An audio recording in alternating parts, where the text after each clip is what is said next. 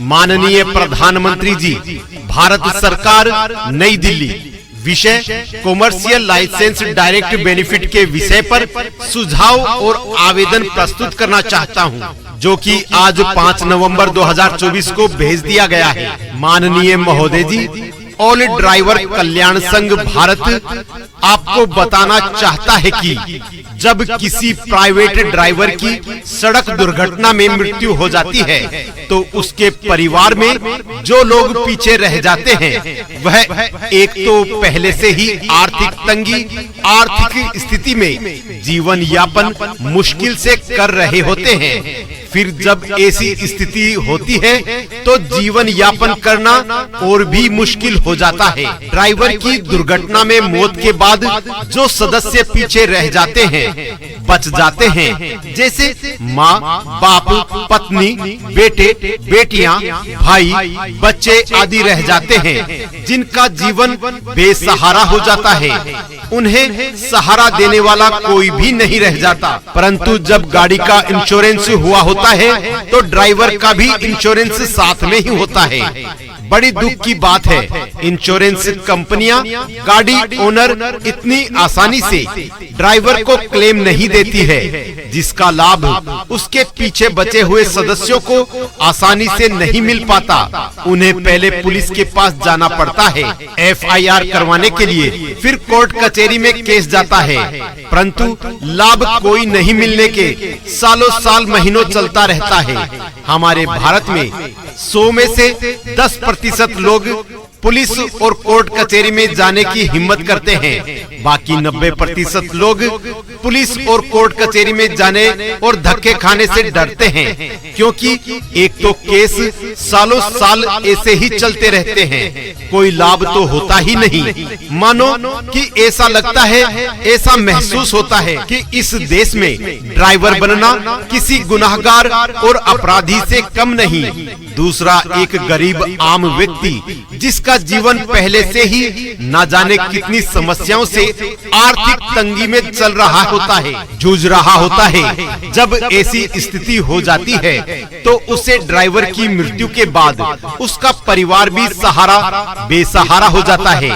भाई, माँ बाप, पत्नी, बच्चे आदि जो सदस्य रह जाते हैं वह पैसा कमाकर जीवन यापन करें या पुलिस कोर्ट कचहरी के धक्के खाएं। जैसे अगर पत्नी है तो वह पति की मृत्यु के बाद घर की स्थिति जो बहुत नाजुक मोड़ पर आ खड़ी है तो उसे अपने बच्चों का पालन पोषण करना होता है। वह फिर इस स्थिति में कहां पुलिस कोर्ट कचहरी के धक्के खाएं। हालात इतने खराब हो जाते हैं कि कहीं से कोई सहायता नहीं मिलती। इस तरह अगर 100 में से 10% लोग हिम्मत करके कोई केस कर भी देते हैं तो उसे कोई भी तरह की सहायता आसानी से नहीं मिलती तथा केस सालों साल महीनों चलता रहता है और फिर भी किसी प्रकार का न्याय न्यायपालिका से और कानून से नहीं मिल पाता है। ड्राइवर का परिवार अनेकों समस्याओं से और आर्थिक तंगी से जूझता रहता है। आज हमारा देश सर्व प्रगति पर है, इसमें देश के ड्राइवर का भी बहुत बड़ा योगदान है। देश को आजाद हुए 78 साल हो गए हैं, फिर भी किसी भी प्राइवेट ड्राइवर के लिए कुछ भी नहीं किया गया है। मोटर व्हीकल एक्ट में संशोधन करके जिस टाइम में ड्राइविंग लाइसेंस बनते हैं या रिन्यू होते हैं उसी टाइम में ड्राइवर के बीमा किया जाए। ड्राइविंग लाइसेंस में पॉलिसी नंबर, बीमा नंबर दिया जाए। ड्राइवर का बीमा करवाने के लिए अगर कोई शुल्क लगता है तो ड्राइविंग लाइसेंस बनाने वाले व्यक्ति से लिया जाए। हमें या ड्राइवर को, ड्राइवर यूनियन को कोई एतराज नहीं। जिस टाइम में ड्राइविंग लाइसेंस बनता है, ड्राइविंग लाइसेंस को बीमा पॉलिसी करके ड्राइवर को दिया जाए, ताकि ड्राइवर के कुछ मिस हैपनिंग होने पर, हाथ पैर टूटने पर, इंजरी होने पर या देहांत होने पर ड्राइवर परिवार को और ड्राइवर को लाभ मिल सके।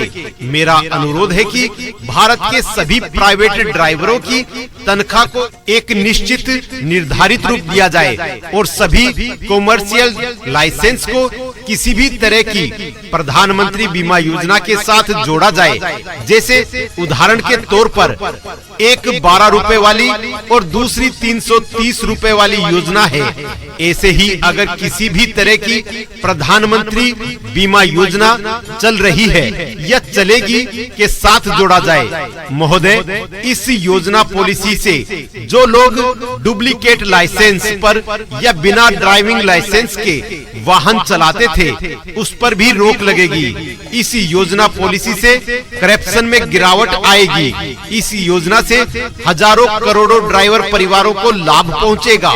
अतः आप जी से विनम्र अनुरोध है कि आप देश के हर विषय पर बहुत गंभीरता से कार्य करते हैं, तो कृपया आप देश के सभी ड्राइवर के विषय पर गंभीरता से कार्य करें और देश के सभी ड्राइविंग लाइसेंस बनाने वाली अथॉरिटी को आदेश करें।